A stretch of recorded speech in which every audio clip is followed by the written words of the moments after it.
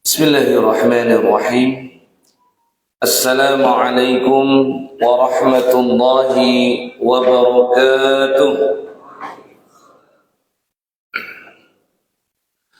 Alhamdulillahi wahdah, wassalatu wassalamu ala man la nabiyya ba'dah, rasulina wa nabiyyina wa syafi'ina wa qudwatina Muhammad ibn Abdillah wa ala alihi wa sahbihi wa mawalah.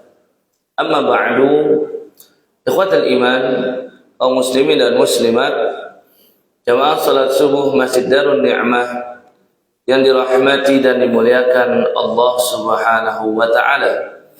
Puji syukur kita panjatkan kepada Allah Subhanahu wa taala di pagi hari yang cerah ini. Allah kembali mengumpulkan kita di rumah di antara rumah-rumah Allah di atas muka bumi, dan juga di dalam taman surga di dunia. Baginda Rasulullah sallallahu alaihi wasallam pernah berkata, "Idza marartum bi riyadil jannati farta'u."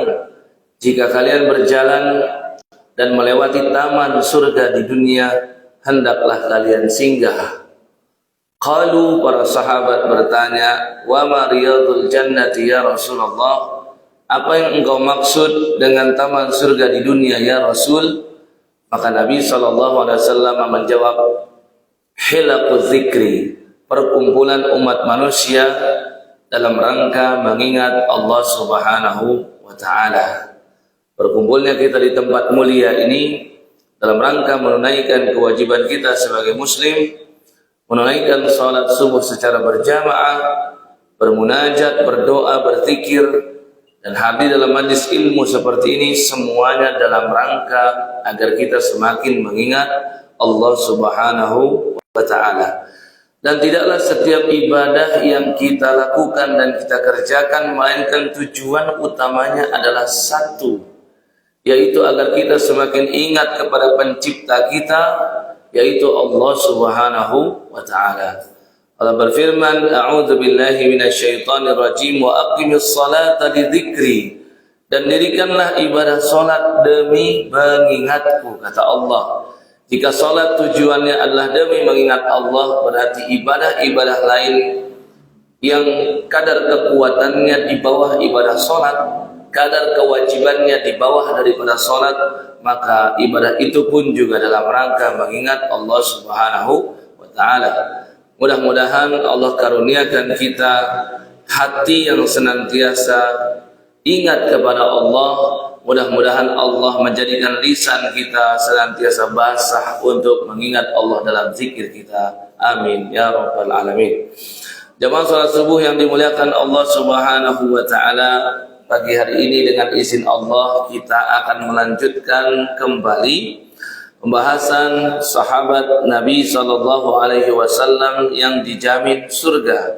Jika di bulan sebelumnya, pertemuan sebelumnya, kita sudah menyampaikan tentang sahabat yang paling utama, sahabat yang paling bertakwa setelah para nabi dan rasul, dialah Abu Bakar radhiyallahu taala anhu. Maka sahabat berikutnya tentu kita tahu bersama, sahabat yang sebenarnya dari 10 sahabat yang dijamin surga, dia ini masuk Islamnya paling belakangan. Bahkan Al-Imam Adz-Dzahabi dalam kitabnya Syiar A'lamin Nubala, beliau memastikan sahabat yang kita bicarakan ini berada di urutan nomor 53 dari As-Sabiqunal Awwalun. Artinya sudah 50 orang lebih masuk Islam, baru sahabat yang satu ini dia masuk Islam. Jika mengacu pada kitab-kitab yang lain, bahkan ada 19 orang yang belum disebutkan oleh Al-Imam Az-Zahabi. Sehingga jika 53 ditambah 19 berarti 72. Berarti sudah 70 orang masuk Islam, baru dia ini masuk Islam. Tetapi walaupun dia yang paling belakangan dari 10 sahabat yang dijamin surga, kemuliaan dia setelah Abu Bakar radhiyallahu taala anhu. Siapa beliau? Beliau adalah Umar bin Al-Khattab. Jadi garis bawah ini, dari 10 sahabat yang dijamin surga, Yang pernah kita sebutkan itu Abu Bakar di surga, Umar di surga, Ali di surga, Utsman di surga, Thalhah di surga, Az-Zubair bin Awam di surga kata Nabi. Mulai Abdurrahman bin Auf juga sama, kemudian Sa'ad bin Abi Waqqas juga, Sa'id bin Zaid juga, dan orang ke-10 adalah Abu Ubaidah bin Al-Jarrah. Dari 10 orang yang tadi kita sebutkan, maka Umar itu masuk Islamnya paling belakangan.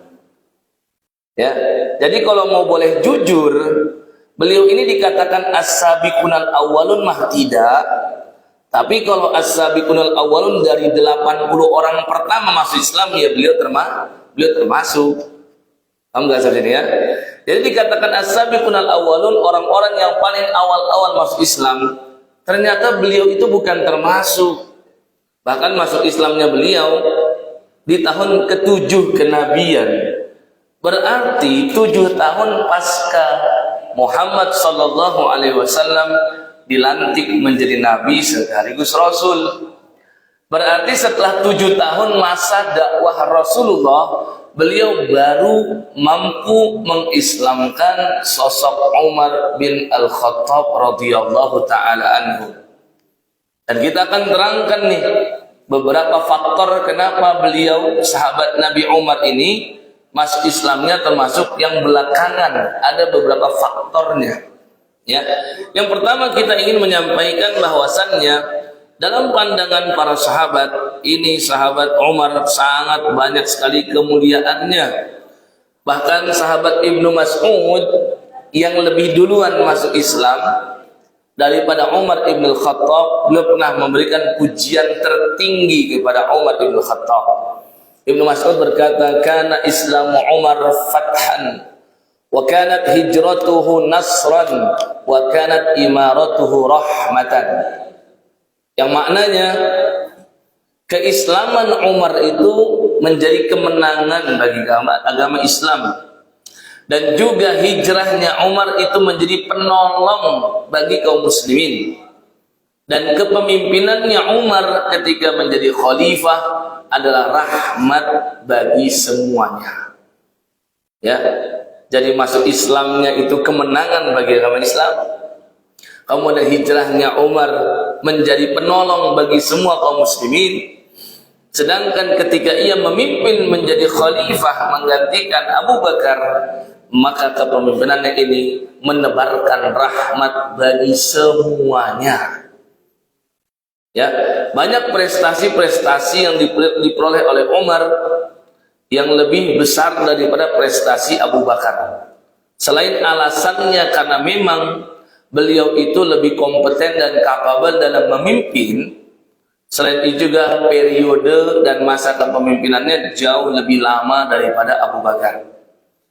Kalau tidak salah saya ingat, ketika kita menjelaskan tentang Abu Bakar, kita belum sempat untuk menerangkan bagaimana Abu Bakar menyerahkan kepemimpinan kepada Umar, karena waktu yang sangat terbatas saat itu. Dan yang belum kita sampaikan juga adalah ketika Abu Bakar sudah mulai sakit-sakitan, di usia yang sudah senja, beliau sudah menunjuk dan memilih Umar sebagai penggantinya. Dan ini cara memilih pemimpin jenis yang lain.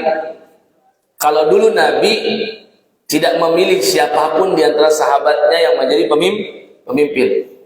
Akan tetapi secara aklamasi para sahabat berikan kepemimpinan kepada Abu Bakar dengan alasan yang tak bisa dibantah. Alasan Umar dan pernyataan Umar ini yang menyebabkan orang-orang Ansor pun rela Abu Bakar yang menjadi pemimpin. Jadi ada sebuah tempat yang sekarang ini di Madinah itu menjadi taman, namanya Saqifah Bani Sa'ad. Ya bisa dibilang pendopo lah, tempat kumpulnya orang-orang Bani Sa'idah. Mereka kumpul di sana tuh pasca Rasul wafat. Orang-orang Ansar mereka memutuskan, kita akan menunjuk pemimpin pengganti Nabi namanya Sa'ad bin Ubadah. Sedangkan orang-orang Quraisy masih sibuk untuk mengurus jenazah Rasulullah sallallahu alaihi wasallam. Datanglah Abu Bakar, Umar dan juga Abu Ubaidah bin Al-Jarrah, 3 orang ini. Maka Abu Bakar berkata, wahai orang Ansor, Nabi sudah menyampaikan pemimpin itu dari Quraisy. Kata orang Ansor, oh tidak bisa begitu. Nabi sudah wafat, udah kita nafsi-nafsi aja. Kalian punya pemimpin sendiri, orang-orang Muhajirin. Kami orang Ansor nih, pemimpin kami Sa'ad bin Ubadah. Sampai saat itu Umar geram. Karena Sa'ad bin Ubadah tuh agak sakit saat itu, ditutupi wajahnya oleh kain. Umar buka dan ia berkata, celakalah engkau. Kemudian Abu Bakar berkata, hei orang-orang Ansor, sesungguhnya dari kami pemimpin, kalian wuzaroknya, kalian pembantu-pembantu kami, menjadi menteri-menteri kami. Jika kalian mau memilih pemimpin, pilihlah orang yang paling amanah dari umat Nabi. Ini orangnya, kata Abu Bakar, mengangkat tangannya siapa? Abu Ubaidah bin Al-Jarrah. Karena Nabi pernah memuji Abu Ubaidah, beliau mengatakan setiap umat memiliki orang yang paling amanah, dan yang paling amanah dari umatku adalah Abu Ubaidah. Tapi Umar langsung memutus itu. Kata Umar bin Khattab, hei orang-orang Ansor, siapa di antara kalian berani-beraninya melangkahi Abu Bakar? Adakah di antara kalian yang lebih mulia daripada seorang Abu Bakar? Kalian harus pikir, jika Nabi pernah menunjuk dia menjadi pemimpin sholat, ini pertanda Nabi sudah ridho kepada Abu Bakar untuk ngurusin agama kita. Jika Nabi sudah ridho kepada Abu Bakar dalam perkara agama, lo kenapa kita nggak ridho kepada Abu Bakar dalam perkara dunia kita?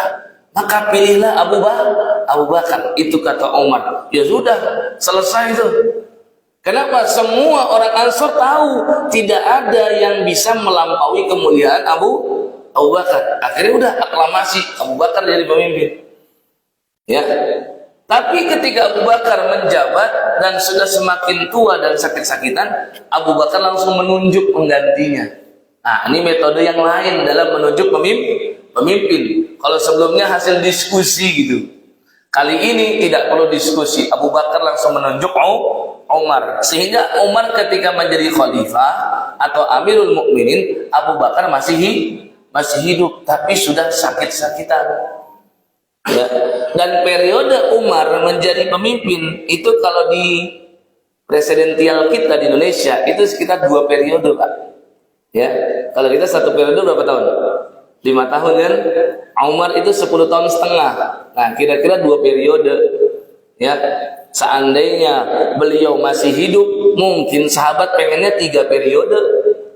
Hanya saja yang membuat beliau cuma 2 periode karena beliau wafat, dan nanti akan kita ceritakan apa sebab wafatnya. Ya, kalau beliau masih hidup, kalau perlu sampai 4 periode, semua juga ridho dengan hal itu. Kenapa? Karena saking adilnya seorang Umar, dan persis seperti yang dikatakan Ibnu Mas'ud, wa kanat imaratuhu rahmatan. Ketika dia menjadi pemimpin, maka dia menebarkan rahmat bagi semuanya. Nah, kita bahas terlebih dahulu tentang nasabnya sahabat yang satu ini. Dia bernama Umar bin Al-Khattab bin Nufail. Dia dari klan Bani Adi. Kalau Nabi SAW dari Bani Hashim. Perjumpaan nasab Nabi dengan Umar itu bertemu pada leluhur Nabi yang bernama Ka'ab bin Lu'ay. Jadi sekitar kakek ke-8-nya Rasulullah SAW baru ketemu tuh dengan kakeknya Umar. Jadi masih ada hubungan kekerabatan, cuman jauh. Ya, tidak sedekat Ali. Kalau Ali kan udah ketemu di Abdul Muttalib. Artinya Nabi dengan Ali sama-sama cucunya Abdul Muttalib. Kan itu masih dekat gitu. Ya, tapi kalau Umar agak jauh, tapi sama-sama Quraisy, artinya sama-sama keturunan seseorang yang nama aslinya Fihr, tapi lebih dikenal dengan Quraisy. Dan perbedaan usia Nabi dengan Umar agak jauh. Jika Nabi SAW itu dilahirkan 53 sebelum hijrah, 53 sebelum hijrah. Artinya pas Nabi hijrah usianya berapa? 53 tahun.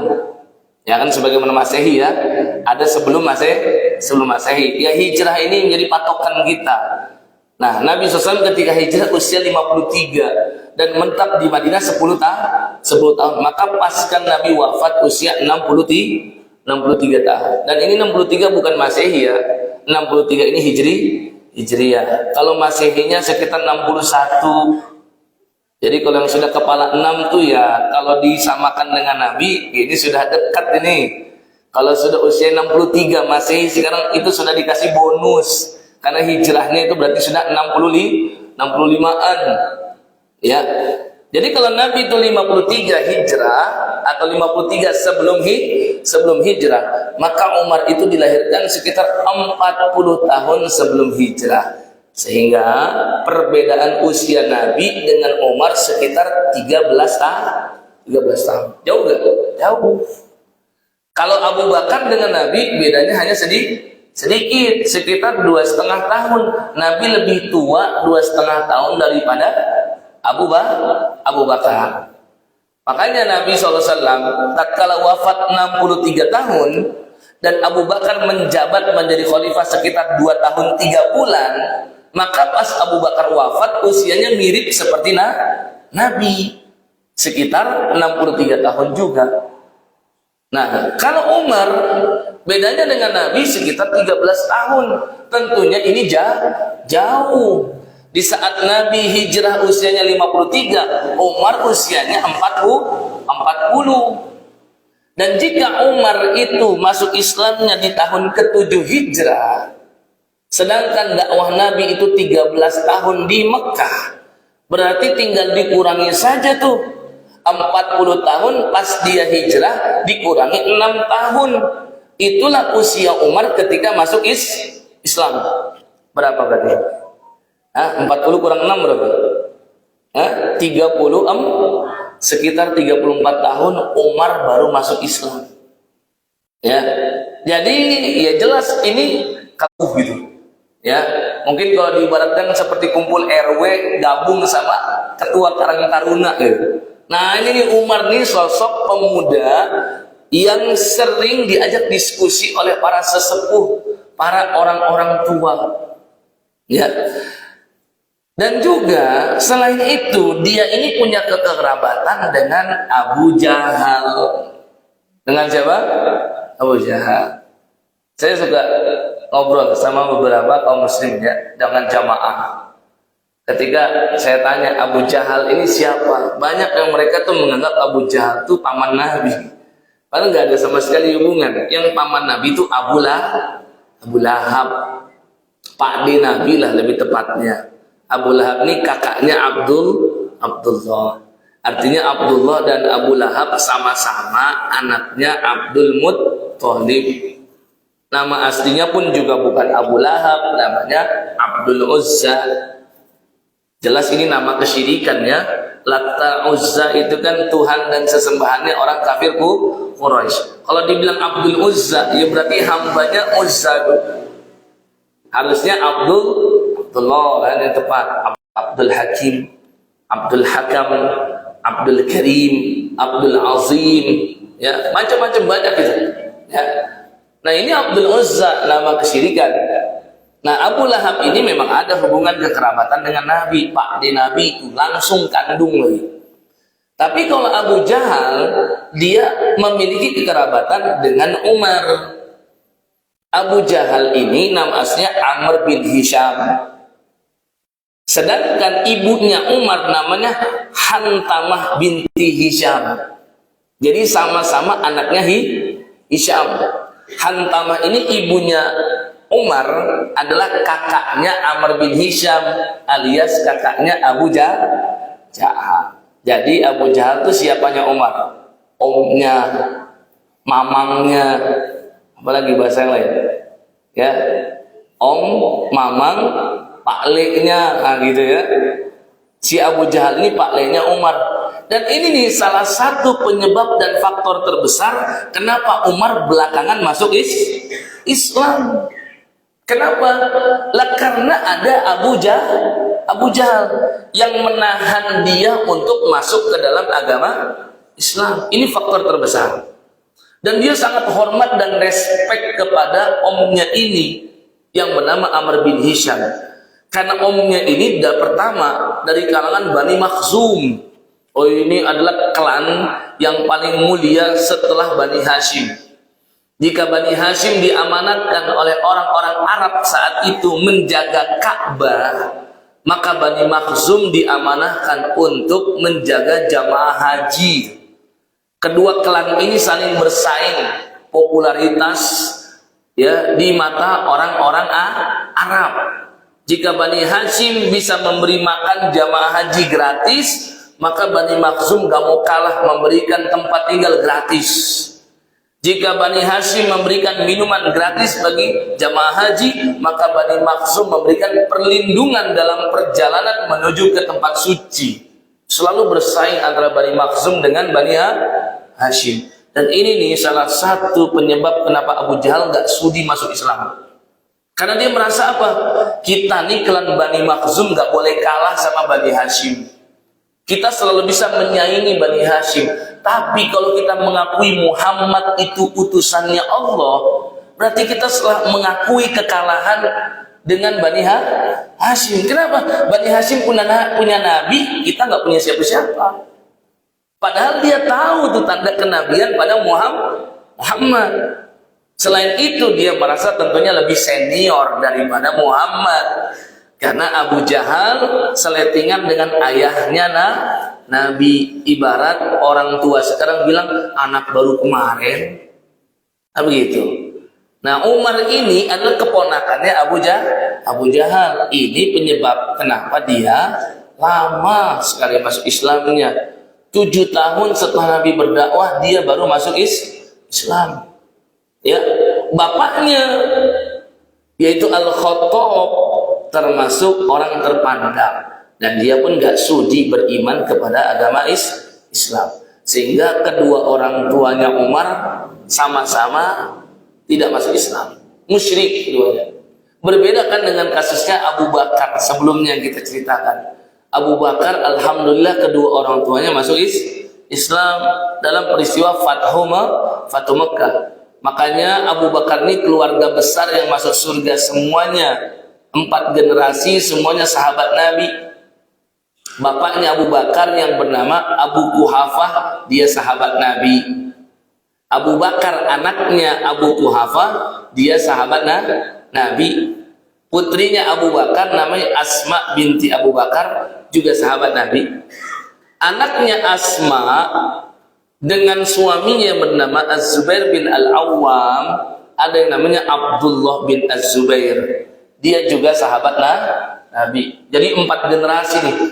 Dari buyut, kakek, bapak sampai cicit nih. Semuanya sahabat Nabi. Tapi beda kasus dengan Umar. Umar kedua orang tuanya tidak masuk Islam. Maka anaknya yang bernama Ibnu Umar atau Abdullah bin Umar, dia termasuk sahabat Nabi.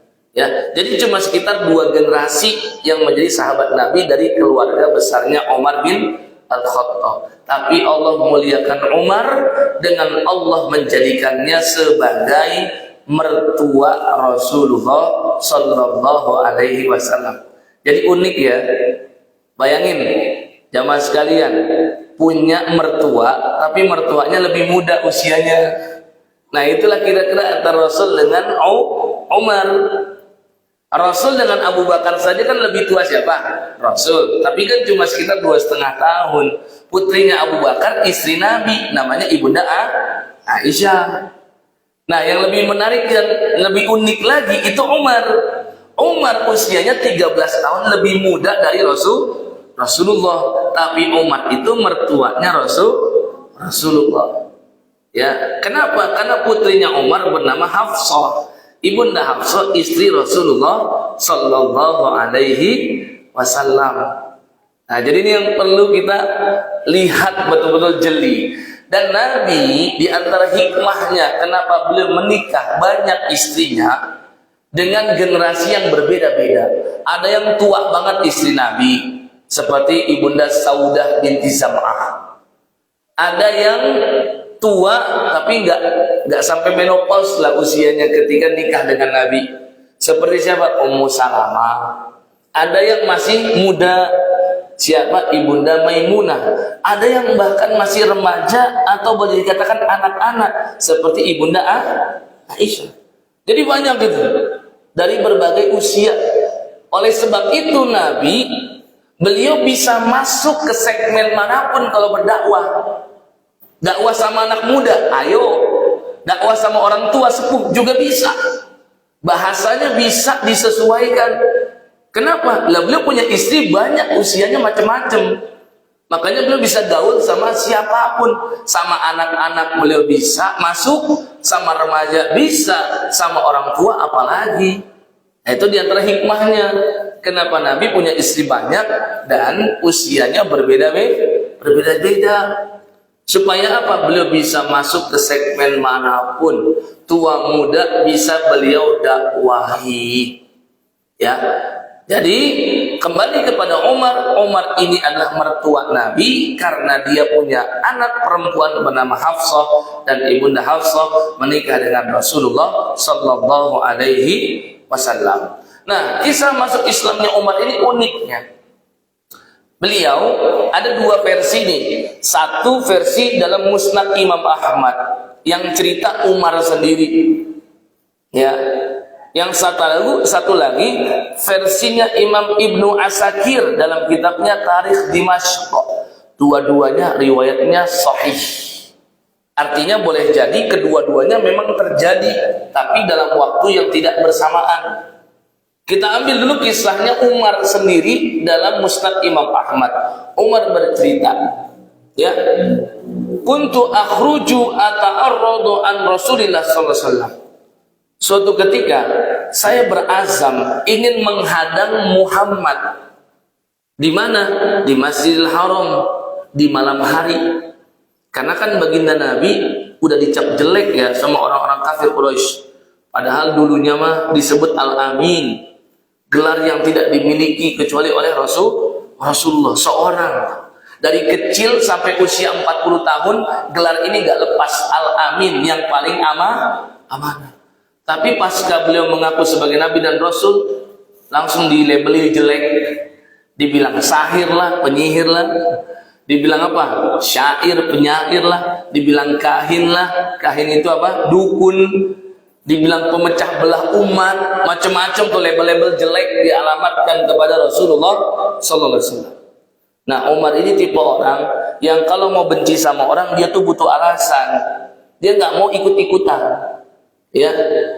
Dia tuh pengennya jadi trendsetter, tidak mau menjadi follower, ngikut orang aja. Oh, orang begini dia ikutin, enggak. Karena termasuk intelektual.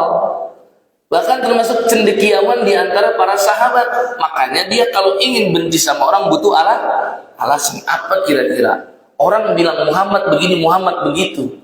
Tapi saya harus buktikan. Maka dia cari tahu Muhammad biasanya kalau sendirian kapan. Didapatlah informasi dari beberapa kawan-kawannya, Muhammad suka datang malam-malam sendirian ke Ka'bah. Mau ngapain? Sholat malam Nabi SAW. Ya, maka Umar sengaja ingin menghadang Nabi.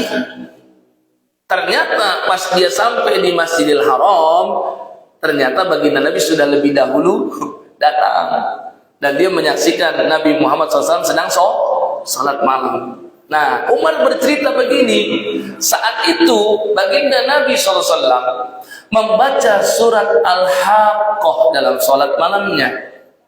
Al-Haqqah mal-Haqqah wa ma adraka mal-Haqqah. Dibaca terus oleh Nabi. Dan Al-Haqqah ini termasuk surat yang indah ya. Akhirannya selalu dengan tak marbutuh. Terus dibaca sampai Umar merasa terpesona dengan bacaan Nabi Shallallahu Alaihi Wasallam. Coba deh kita bayangin, kita sholat di Masjidil Haram, imamnya siapa? Imam Sudais. Imamnya siapa? Imam Syekh Bandar bin Balilah. Ulama-ulama besar yang menjadi imam-imam yang suaranya indah. Kayaknya kita rela berlama-lama sholat di belakang beliau-beliau itu. Nah sekarang Umar mendengar langsung dari seseorang yang Quran diturunin kepadanya. Maka kualitas bacaan Nabi, kualitas yang paling indah. Qori di atas qori ini. Ya, imam di atas imam. Tidak ada bacaan yang lebih indah daripada Rasulullah sallallahu alaihi wasallam. Maka ia pun terpesona dengan bacaan Nabi dari belakang. Sampai Nabi SAW berada di ayat ke-40 yang berbunyi, Innahu laqawlu rasulin karim. Sesungguhnya Al-Quran itu dibawa oleh utusan Allah yang mulia. Sampai di ayat 40 dia mengakui keindahan sastra bahasa Arab yang ada pada Quran. Maka ia pun berkomentar, Wallahi syairun kama qalat Quraisy. Demi Allah, emang Muhammad itu penyair, ulung sebagaimana kata orang-orang Quraisy. Dia berucap itu bukan di depan Nabi, di belakang Nabi. Dia berucap itu pelan saja, spontanitas, tapi nggak terdengar oleh Rasulullah. Tapi ternyata dengan izin Allah, ayat berikutnya yang Nabi baca apa? Wa ma huwa biqauli syair qalilan ma tu'minun. Quran itu bukan karang-karangan seorang penyair. Loh, kok tahu gitu? Baru aja dia bilang Muhammad penyair. Langsung dibantah sama Nabi di ayat 41. Quran itu bukan karang-karangan seorang penyair. Lah Umar makin kaget. Kok Muhammad tahu ya? Akhirnya komentarnya berikutnya apa? Kahinun kama qalat Quraisy. Berarti kalau Muhammad tahu isi hati saya, berarti dia adalah dukun. Tahu nggak ayat berikutnya apa? Ayat 42-nya. Wala biqauli kahin qalilan ma tadhakkarun. Dan Quran juga bukan bacaan-bacaan yang suka dibaca oleh dukun. Bukan jampe-jampe yang suka dibaca oleh dukun. Qalilan ma tadhakkarun. Sangat sedikit yang mengambil pelajaran dari Al-Quran. Jadi langsung dibantah oleh Nabi di tempat. Sedangkan Nabi nggak tahu kalau di belakangnya ada Umar. Ini tentu bukan kebetulan. Ini cara Allah untuk membuat Umar mendapat hidayah. Kata Umar, sampai Nabi akhir surat Al-Haqqah itu, Umar berkata, "Fawaqqa'al Islamu kulla mawqi'." Semenjak malam itu Islam sudah menancap ke dalam hatiku. Artinya apa? Dia makin penasaran dengan agama Islam dan dia pengen itu masuk ke dalam agama Islam. Nah, sedangkan riwayat dalam kitab Tarikh Dimashq, Al-Imam Ibnu Asakir menjelaskan masuk Islamnya Umar itu dengan sebab surat Toha yang dibaca oleh adiknya yang bernama Zainab bintil Khattab. Kisahnya itu Umar ketika dia melihat orang-orang Quraisy membicarakan jelek tentang baginda Nabi, maka dia ingin mendatangi Nabi SAW di rumahnya Al-Arqam bin Abil Arqam. Dia juga punya bin, dia punya badan intelijen juga, punya mata-mata juga yang memantau. Ternyata Muhammad ini sering kumpulnya di rumah Al-Arqam bin Abil Arqam. Maka dia menuju ke sana dalam kondisi pedangnya terhunus.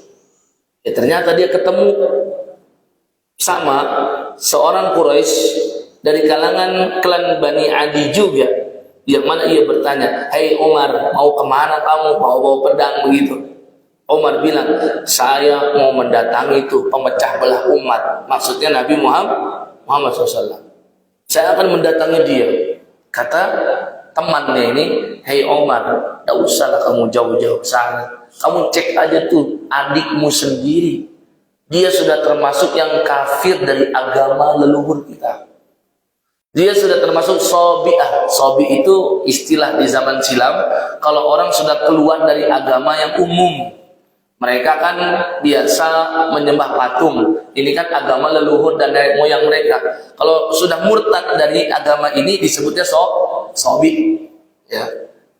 Kata Umar, "Apa maksudmu? Adikmu dan iparmu," maksudnya suaminya, "itu sudah menjadi pengikutnya Muhammad." Tuh geram dia. Kegeramannya lebih kepada apa? Kok adiknya lebih duluan masuk agama Islam? Kan dia sudah menancap Islam ke dalam hati. Rencana dia ingin pelajari dulu. Dan dia nggak pengen ada anggota keluarganya yang mendahului dia masuk Islam. Yang enak sih dia dulu, dia pelajari, kalau sudah tenang, bagus, baru mungkin dia ajak yang lain. Ternyata adiknya malah lebih dulu masuk Islam.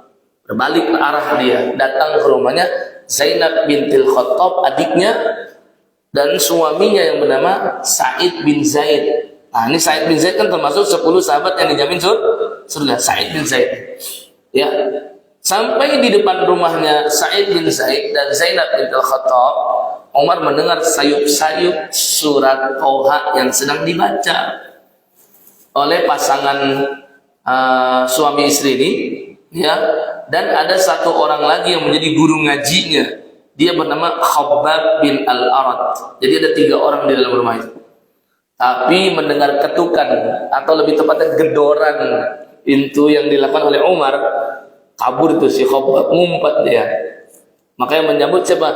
Zainab bintul Khattab. Maka Umar berkata, aku mendengar suara yang tadi kamu baca. Serahkan kepadamu apa yang kamu baca. Maka kata Zainab bintul Khattab, innaka najas, hei kakakku, kamu itu masih najis. Ya, tidak diizinkan olehku untuk kamu memegang lembaran ini. Akhirnya Umar bela-belain numpang mandi di rumah adiknya tuh, supaya bersih, suci, baru dipersilakan untuk memegang. Maka dia baca tuh surat Toha. Dan dia itu termasuk orang yang paham dengan syair dan sastra Arab, maka dia mengakui ini bukan karangan manusia. Setelah nampak sepertinya dia mulai melunak, maka Khabbab bin Al-Arat pun keluar. Dan Khabbab menyampaikan, wahai Umar, sesungguhnya kami pernah mendengar Rasulullah SAW bersabda dalam doanya, Allahumma a'izzal Islam bi ahadi Umarain. Ya Allah, mohon agar engkau memenangkan agama Islam ini melalui salah satu di antara 2 Umar. Yang satu Umar bin Al-Khattab maksud Nabi, yang satu Amr bin Hisham. Siapa? Pamannya itu yang namanya Abu Jahal. Jadi dalam bahasa Arab Umar dan Amr itu akar katanya sama, makanya boleh disebut dengan Umaroin. Maknanya yang satu Umar, yang satu Amr. Ini nggak ada dalam bahasa kita ya, yang seperti ini. Ya, mungkin kalau kita sebut duo Ahmad, ya duo Ahmad sama-sama Ahmad namanya. Ya. Nah, ini kan bahasa Arab bisa dibuat seperti itu. Dalam riwayat lain Nabi juga membaca doa, Allahumma a'izzal Islam bi Umar bin Khattab khassatan. Ya Allah, menangkan agama Islam melalui Umar secara khusus. Maka mendengar itu kan dia semakin terkesan. Ternyata Muhammad yang dia benci ini suka mendoakan Umar. Maka akhirnya dia dengan penuh kepasrahan, kerelaan, dia datang ke rumah Al-Arqam bin Abil Arqam dan mau masuk agama Islam. Tatkala ia mengetuk pintu Al-Arqam bin Abil Arqam dan diketahui oleh para sahabat, mereka langsung panik. Ya Rasul, Umar datang. Kata Hamzah, apa? Kenapa kalian takut? Ada saya di sini. Ya, sedangkan kata Rasul, biarkan dia masuk karena dia mendatangiku ingin masuk Islam. Nabi diberikan informasi oleh Allah, dapat wahyu. Maka masuk Islamnya Umar saat itu di tahun ke-7 Hijriah. Ya, dan ini setelah peristiwa hijrah ke Habasyah ya. Habasyah pertama dan yang kedua. Jadi kebayang masuk Islamnya Umar memang sangat belakangan dibandingkan sahabat-sahabat yang lain. Ketika udah ada hijrah ke Habasyah pertama, hijrah ke Habasyah kedua, Umar baru masuk Islam. Jadi memang lambat beliau masuk Islamnya. Faktornya sudah kita sebutkan, disebabkan dia sangat respect dengan Abu Jahal, pamannya sendiri. Ya. Nah, kemudian setelah dia masuk Islam, Umar berkata kepada Nabi, ya Rasul, untuk apa kita memendam kebenaran ini di sini? Untuk apa kita sembunyikan kebenaran ini di sini? Kenapa tidak kita sampaikan ke khalayak ramai? Di depan publik kita sampaikan tentang kebenaran Islam. Kita datang ke Ka'bah, kita kelilingi Ka'bah, Hamzah di sebelah kananmu dan aku di sebelah kirimu. Kata Umar, ayo kita keluar, kita tampilkan keislaman kita, jangan kita ngedekam di sini aja sembunyi-sembunyi. Ya, maka Rasul berkata, aku belum diberi perintah oleh Allah tentang hal itu, wahai Umar. Dan Umar meyakinkan Rasul berulang-ulang dan meyakinkan insya Allah nggak akan ada yang berani menteror fisik kita karena ada Hamzah dan ada saya, kata Umar.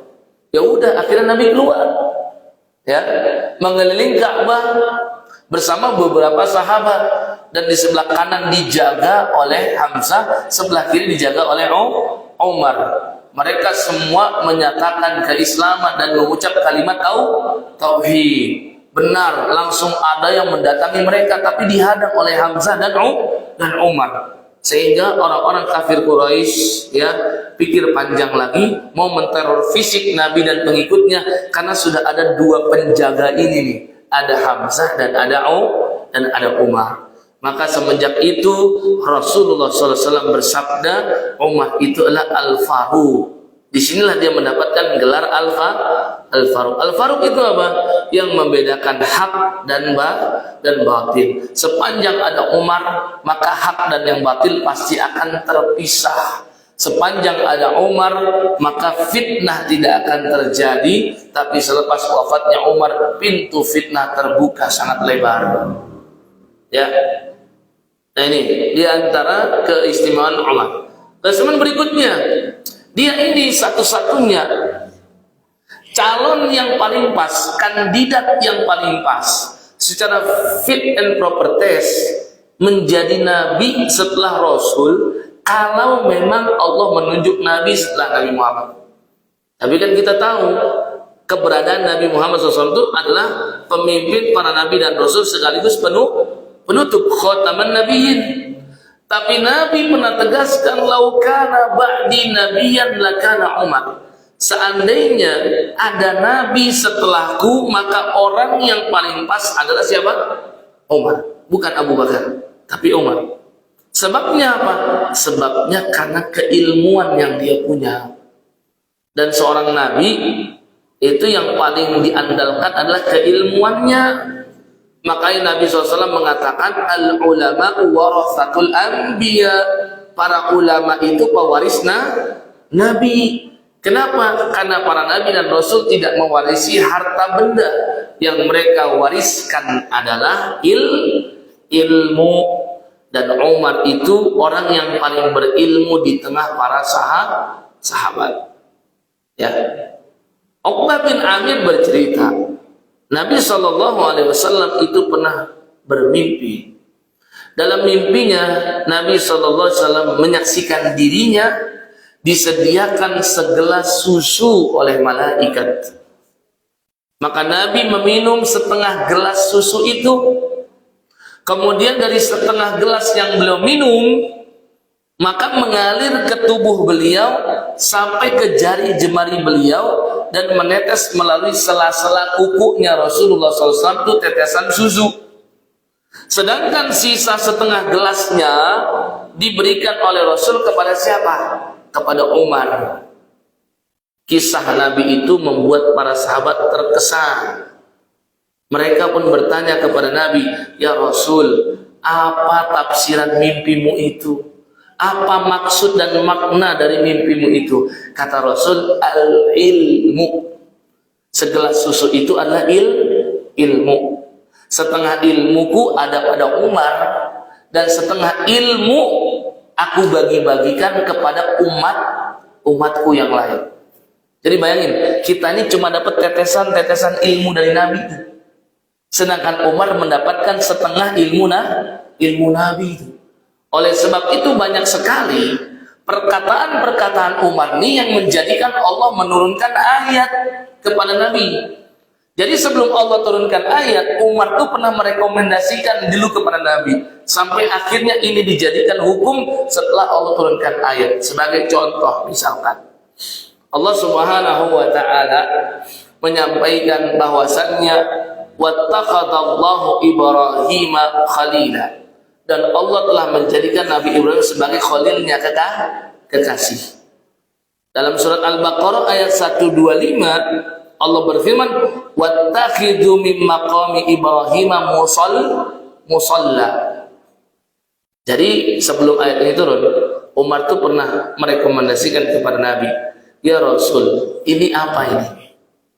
Yang ditanyakan oleh Umar, sebuah bangunan yang kita tahu itu maqam Ibrahim. Kalau kita lihat, dia bertanya, Rasul, ini apa? Kata Nabi SAW, ini makomnya Ibrahim. Makom di sini tempat berdirinya Ibrahim ketika membangun Ka'bah. Dan dulu posisi makom Ibrahim bukan seperti sekarang ya. Ini sudah dimundurin di zaman Umar nanti ketika jadi khalifah.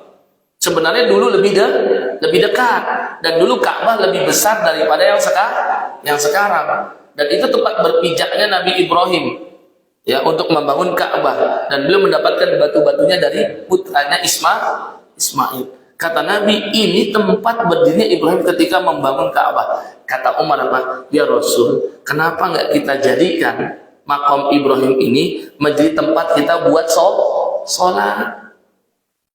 Akhirnya nggak lama Allah turunkan surah Al-Baqarah ayat 125 itu, wattakhidhu min maqami Ibrahim musalla. Hai Muhammad, jadikanlah makom Ibrahim sebagai tempat sholat. Makanya sekarang menjadi sunnah, kalau kita habis tawaf 7 kali, kita datang ke makom Ibrahim, sholat dengan sutrohnya itu makom Ibrahim. Ini atas rekomendasi siapa? Dari Umar dulu, sebelum turunnya ayat. Umar juga pernah berkata, ya Rasul, istri-istri engkau itu wanita-wanita mulia, mereka wanita-wanita paling suci. Aku menganjurkan untuk istrimu dan putri-putrimu, mereka menggunakan hijab dan niqab, penutup wajah, demi menjaga kesucian mereka. Habis Umar berkata demikian, turun ayat hijab, Pak. Ya, surat Al-Ahzab ayat 59. Ya ayuhan nabiyyu qul li azwajika wa banatika wa nisa'il muslimin yudnina 'alaihinna min jalabibihinna. Wahai Nabi Muhammad, katakan kepada istri-istrimu, putri-putrimu, dan wanita-wanita muslimah agar mereka menjulurkan kerudungnya sampai dengan perut-perut mereka. Ya, akhirnya dijulurkan itu. Dengan perkataan Umar turun ayat tadi. Jadi sering banget, dan ini nggak 1-2 ayat, Pak, banyak ayat. Kami kumpulkan puluhan ayat itu turun setelah Umar berkata kepada Rasulullah Shallallahu Alaihi Wasallam. Jadi memang tepat sekali ketika Nabi bilang, seandainya ada Nabi setelahku, orang yang tepat siapa? Umar bin Khattab.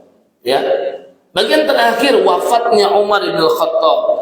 Wafatnya beliau setelah beliau menjabat menjadi khalifah selama 10 tahun setengah. Dan ini periode yang sangat panjang. Ya. Dari Khulafaur Rasyidin, dia di urutan kedua yang paling panjang masa baktinya. Setelah Utsman. Kalau Utsman 12 tahun, ini paling lama. Nah, Umar ini 10 tahun setengah. Ya, di zaman Umar Persia takluk, di zaman Umar Romawi juga tunduk. Dua negara adidaya semua berada di bawah kekuasaan khilafah Islamiyah. Nah, ketika Umar bin Khattab sholat subuh, dia memimpin sholat subuh. Saat itu ada salah satu jamaah gadungan. Dia bernama Abu Lu'lu'ah al-Majusi. Dia ini budaknya sahabat Nabi yang bernama Al-Mughirah bin Syu'bah. Dia pura-pura masuk Islam di hadapan orang-orang seakan dia di antara kaum muslimin, padahal dia masih di agama lama, agama Majusi, Zoroaster kalau kata orang sekarang. Ya. Jadi salat subuh dia ikut jamaah. Nah, ketika Umar bin Khattab memimpin, dari belakang dia diam-diam maju membawa pisau belati beracun. Maka dia tusuk Umar. Beberapa riwayat menyebutkan punggungnya, sebagian riwayat kepalanya bahkan ditusuk dengan pisau beracun. Jadi penyerangan terhadap imam itu udah lama ya, bukan baru-baru sekarang ini. Kalau ada video viral kan, lagi jadi imam tiba-tiba ada ODGJ katanya. Entahlah, sebelum nyerang sih orangnya normal, tapi setelah ditangkap massa dibilangnya ODGJ katanya. Ini sudah pernah terjadi dari dulu, ya. Jadi Umar ditusuk berkali-kali dan menyebabkan Umar roboh. Ya, di belakang Umar tuh ada Ibnu Abbas, tapi Umar menarik orang di sebelahnya, yaitu Abdurrahman bin Auf. Maka Abdurrahman bin Auf menggantikan jadi imam, dan itu peristiwa pergantian imam pertama kali. Di zaman Rasul belum pernah, di zaman Abu Bakar belum pernah, di zaman Umar ini terjadi yang namanya istikhlaf, penunjukan imam pengganti dari imam yang batal. Nah, Umar kan sudah bersimbah darah, tidak kuat lagi sholat, dia tarik Abdurrahman bin Auf. Abdurrahman bin Auf pun sholat sebentar, kemudian setelah salam langsung mendengar wasiat dari Umar. Di antara wasiat Umar ketika beliau akan wafat, pertama, mohon datangi Ibunda Aisyah, minta izin kepada beliau agar aku dimakamkan bersama dengan dua sahabatku tercinta, yaitu Rasulullah dan Abu Bakar. Kenapa mesti izin? Karena Umar bukan siapa-siapanya Ibunda Aisyah. Ketika Abu Bakar wafat, Abu Bakar kan ayahnya Aisyah. Ya udah, dimakamkan bersama dengan Rasul di dalam kamarnya Ibunda Aisyah. Tapi ketika Umar wafat, Umar bukan siapa-siapanya Aisyah, bukan mahramnya Aisyah. Tapi Umar memohon kepada Ibunda Aisyah agar diizinkan dimakamkan di sana. Maka diizinkan oleh Ibunda Aisyah, dan semenjak itu Ibunda Aisyah kamarnya yang cuma 3 kali 4 meter saja diberikan sekat, saking malunya Ibunda Aisyah, karena merasa seakan Umar masih hidup, karena orang yang mati syahid itu sebenarnya masih hidup, diberi rezeki oleh Allah di alam barzakh sana. Ya. Yang kedua wasiatnya, saya menunjuk 6 orang yang menjadi penggantiku menjadi khalifah. Dan dia berkata, sedangkan di situ ada putranya ya. Siapa putranya? Ibnu Umar. Tapi Umar nggak mau ada nepotisme dalam kepemimpinannya. Padahal Ibnu Umar masuk dalam kualifikasi bisa menjadi pemimpin. Satu. Yang kedua, Ibnu Umar putranya Umar. Tapi Umar nggak mau terjadi politik dinasti. Dia berkata, saya pesan 6 orang ini dipilih, dan Ibnu Umar tidak boleh termasuk. Langsung dibilang begitu. Ya, siapa 6 orang itu? Pertama Utsman, yang kedua Ali, yang ketiga Tolha, yang keempat Az-Zubair bin Awam, yang kelima Abdurrahman bin Auf, yang keenam Sa'ad bin Abi Waqqas. Maka Tolha dan Zubair langsung berkata, kami memilih Utsman dan Ali, dan kami mundur dari sini. Tolha mundur, Zubair mundur. Sa'ad bin Abi Waqqas juga berkata, saya pilih Abdurrahman bin Auf, saya nggak mau ikut-ikutan masalah gini. Tinggal sisa berapa orang? Sisa 3 orang. Kemudian kata Abdurrahman bin Auf, kalian berdua jauh lebih baik dari saya. Saya nggak akan ikut-ikutan, tapi saya bisa menjadi hakim untuk memutuskan siapa di antara kalian berdua yang lebih pantas menjadi pemimpin pengganti Umar. Maka dia pun apa? Melihat di antara kedua ini siapa yang elektabilitasnya paling tinggi di tengah jamaah sahabat. Disurvei sama dia. Tapi bukan lembaga survei abal-abal. Ya, bukan lembaga survei yang bisa dibayar. Abdurrahman bin Auf cari-cari tahu, di voting ternyata yang lebih banyak memilih Utsman. Oleh sebab itu Abdurrahman bin Auf yang diamanahi oleh sahabat untuk menunjuk di antara 2 orang ini, dia memilih Utsman menjadi pengganti Umar. Ya. Nah, ini sekilas tentang sahabat Umar bin Al-Khattab radhiyallahu taala. Sampai sini ada pertanyaan? Silakan. Silakan, Pak.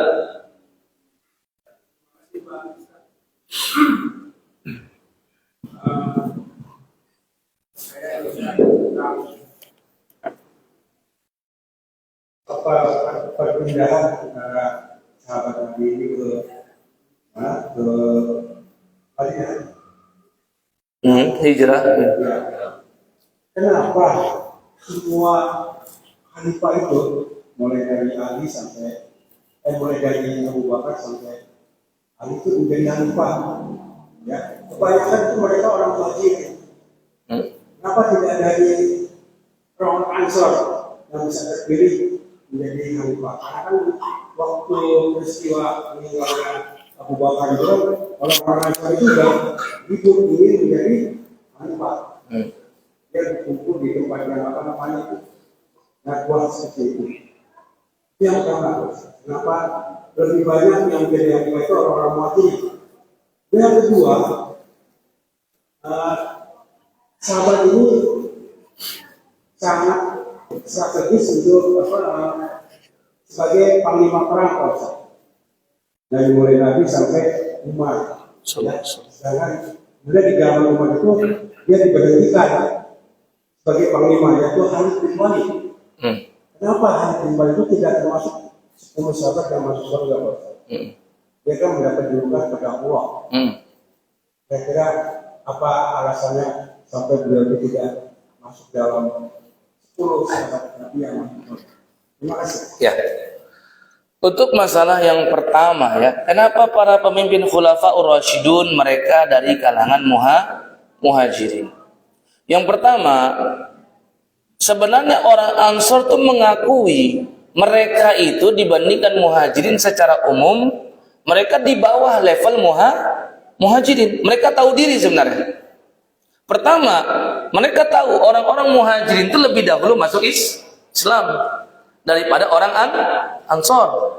Bayangin, dakwah Nabi di Mekah lebih panjang masanya daripada di Madinah.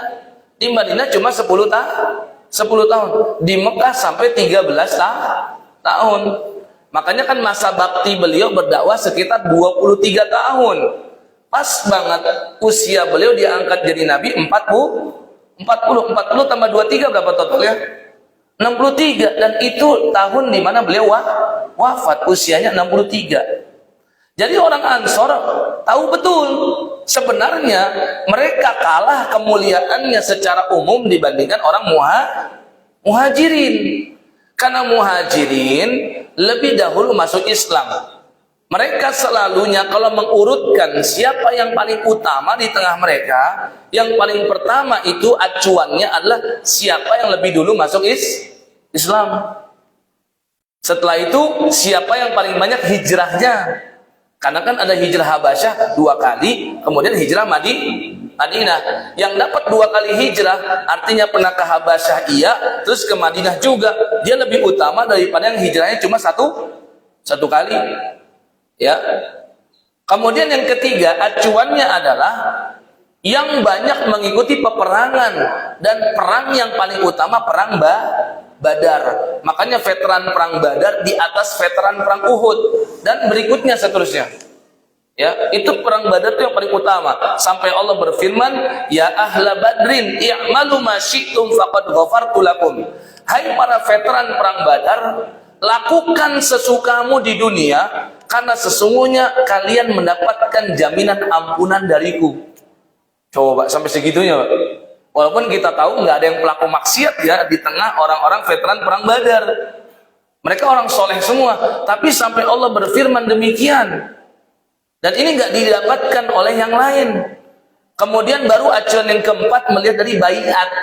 Ada namanya baiat Aqobah 2 kali. Ada lagi namanya baiat Ridwan.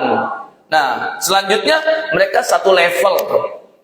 Nah, 4 pemimpin ini mereka itu awal-awal masuk Islam. Kalau mau dibandingin sama orang Ansor, walaupun Umar tadi belakangan di nomor urut sekitar 70-an baru masuk Islam, tetap saja dia lebih dulu masuk Islam daripada orang Ansor. Karena Ansor ini baru masuk Islam semenjak di Aqobah yang pertama, sekitar 2 tahun sebelum hijrah. Jadi kira-kira di tahun ke-11 kenabian.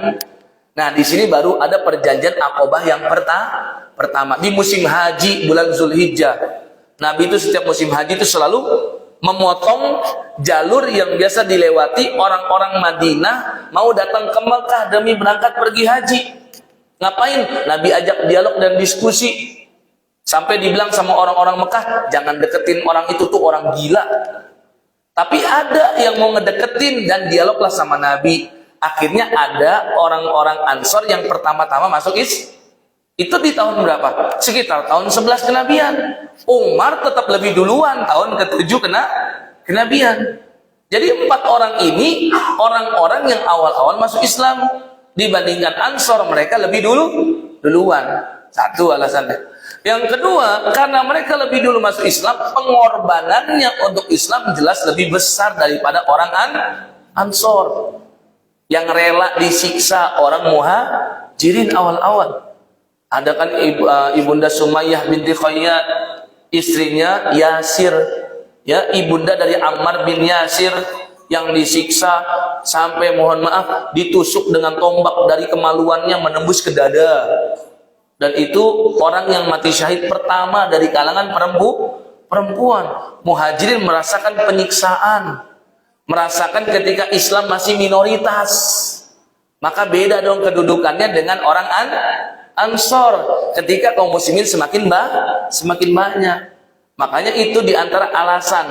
Di samping itu Nabi memang pernah bersabda demikian, al-a'immatu min Quraisy, pemimpin itu dari kalangan Quraisy. Makanya orang Ansor tahu diri, dan mereka sebenarnya saat memilih Sa'ad bin Ubadah, mereka tuh sedang goyah aja. Makanya itulah pentingnya saling mengingatkan antara sesama kaum muslimin, dan Umar adalah yang mengingatkan mereka saat itu. Kok ada di antara kalian yang berani melangkahi Abu Bakar? Langsung dibikin acuannya orang yang paling utama setelah Nabi Muhammad. Akhirnya udah mereka mengakui Abu Bakar, dan setelah itu kan penunjukan pemimpin oleh khalifah sebelumnya. Abu Bakar menunjuk Umar menunjuk 6 orang, dan 6 orang itu semuanya orang Muhajirin. Ya, nanti Utsman dibunuh juga, dibantai bahkan oleh ribuan orang yang mengepung rumahnya. Nanti akan kita kisahkan di bulan berikutnya. Ya, terus nanti Ali juga. Dan mereka itu orang-orang Muhajirin, dan orang yang memang paling pantas, paling mulia. Ya. Sedangkan pertanyaan kedua tentang Khalid ibn Walid. Nah, ini kita luruskan lagi. Dulu 2 bulan sebelum ini kita terangkan kan keutamaan sahabat. Ya, sebelum kita membahas 10 sahabat yang dijamin surga, dan di situ kita sudah luruskan yang akan kita bahas itu sebenarnya semua sahabat yang dijamin surga. Jadi sebenarnya ada banyak, ya Khalid termasuk yang dijamin surga. Cuman kalau kita urutkan mana yang paling utama dari orang-orang yang dijamin surga, yang 10 orang ini dulu. Makanya kita habiskan 10 orang ini dulu. Nanti ada beberapa orang-orang lagi di antaranya Khalid bin Al-Walid. Jadi bukan berarti Khalid itu nggak dijamin surga. Ada hadis khusus tentang beliau, dia termasuk penghuni surga. Ada, ya. Dan itu nanti kita bahas setelah 10 orang ini nih, ya. Dan Khalid bin Walid pernah dicopot, dimutasi lah lebih tepatnya, oleh Umar. Dan Umar pernah luruskan juga ke jamaah sahabat. Kata beliau, bukan saya ada clash sama Khalid.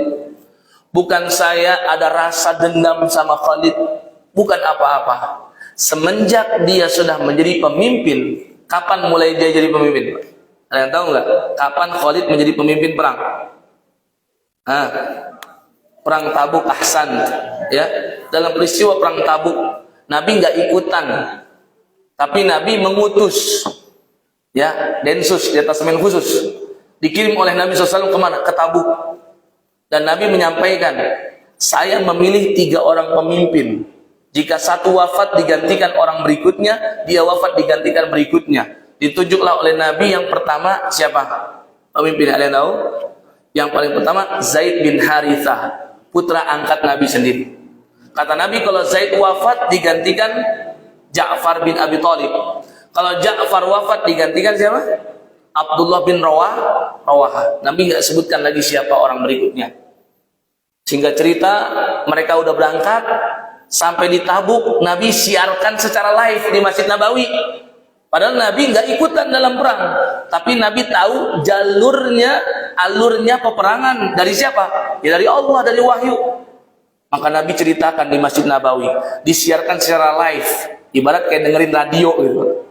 Ya, Nabi komentatornya. Nabi cerita, Zaid bin Harithah memimpin perang dengan keberanian, dengan nama Allah dia maju. Kemudian tiba-tiba Nabi nangis, berderah air mata beliau. Beliau sampaikan, Zaid qad ustushhid. Zaid telah mati syahid. Kemudian diambil panji perang oleh siapa? Siapa pesan Nabi berikutnya? Ja'far bin Abi Thalib. Maka Ja'far maju dengan penuh keberanian, menggenggam panji Islam dengan tangan kanannya. Terus Nabi ceritakan lagi kisah itu dengan seru. Tiba-tiba Nabi SAW menangis lagi. Dan Nabi sampaikan, Ja'far ditebas tangan kanannya oleh musuh. Dan dia ambil panji perang ke tangan kiri. Kemudian ditebas lagi dari arah kiri. Kedua tangannya sudah buntung. Maka sisa lengannya yang masih ada, dia gunakan untuk menyedekapkan bendera atau panji tersebut. Karena panjinya kan bertuliskan La ilaha illallah. Tidak boleh La ilaha illallah ini jatuh ke tanah. Harus dimuliakan. Tidak ada yang lebih tinggi daripada kalimat tauhid. Maka Ja'far pun gugur dengan tombak dan anak panah. Kemudian diambil oleh Abdullah bin Rawahah. Nah, kata Nabi, Abdullah bin Rawahah sedikit ragu. Jadi kan menunjukkan berarti Abdullah bin Rawahah keutamaannya dibandingkan dua sahabat sebelumnya, dia berada di bawah. Zaid lebih utama, Ja'far lebih utama. Terus setelah dia meyakinkan dirinya dengan bersyair, wahai diri, kenapa kamu terlalu cinta kepada dunia?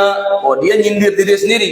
Akhirnya dapat kekuatan, dia maju. Tapi lagi-lagi Abdullah bin Rawahah wafat dan mati syahid. Disitulah Nabi menyampaikan, setelah itu kaum muslimin tercerai-berai. Mereka kebingungan.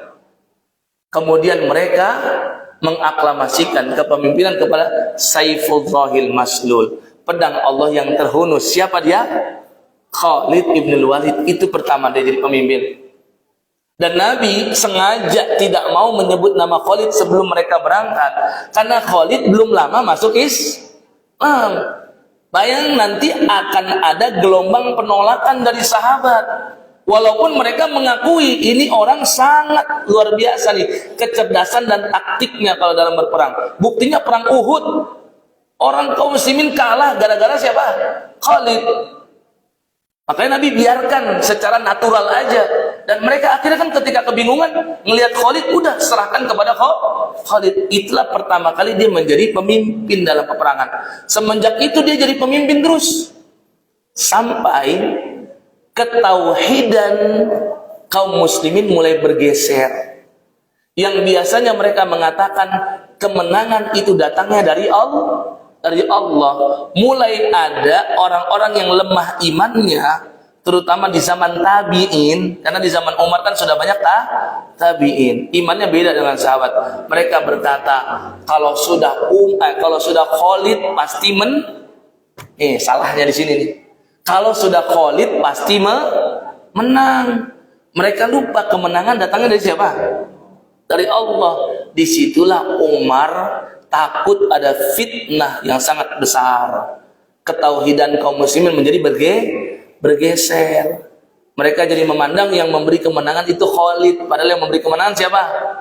Allah. Makanya Khalid dimutasi, digantikan siapa saat itu dalam peperangan? Digantikan oleh sahabat Nabi Shallallahu Alaihi Wasallam yang bernama siapa? Yang tahu? Yang tahu nggak? Saya tahu Abu Ubaidah bin Al-Jarrah, ya. Maka dia yang ditunjuk oleh Umar, dan dia pun mampu menaklukkan Persia, ya.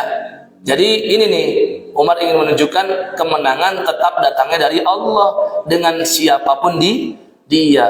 Jadi tujuannya baik, ya, untuk menjaga fitnah supaya tidak terjadi. Aman bagi Khalid sendiri, dia tidak akan kena fitnah popularitas, dan juga aman bagi kaum muslimin, mereka tauhidnya tetap kepada Allah. Jadi itu. Jadi bukan kedengkian, bukan nggak suka, bukan ada clash dan seterusnya. Ya. Allah alam bisawab. Cukup insyaallah. Ya, mudah-mudahan bermanfaat bagi semua.